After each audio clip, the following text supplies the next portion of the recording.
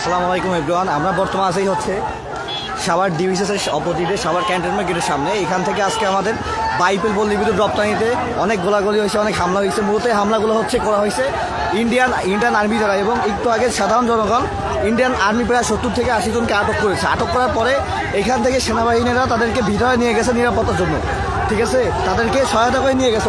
কিন্তু তারা বাইপেল থেকে এই নবীনগর পর্যন্ত তারা ফায়ার করতে করতে আসছে এবং মানুষ মারতে আসছে। প্রায় 20 থেকে 30 জন মারা গেছে অলরেডি, একজন এবং 200+ গুলিবিদ্ধ।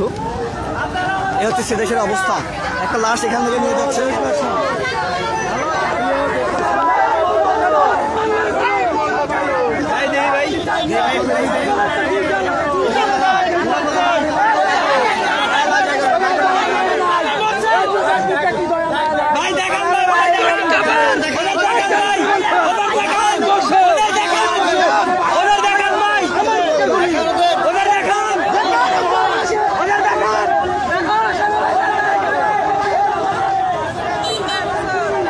বর্তমান পরিস্থিতি আমরা বর্তমান আছি সাভার ক্যান্টনমেন্ট,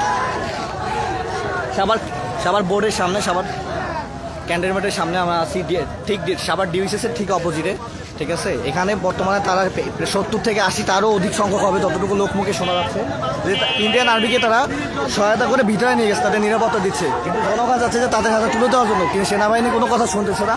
আপনারা আশেপাশে যারা ছাত্র সমাজ আছেন, ছাত্ররা যারা আছেন, সবাই প্লিজ তাড়াতাড়ি এখানে চলে আসুন।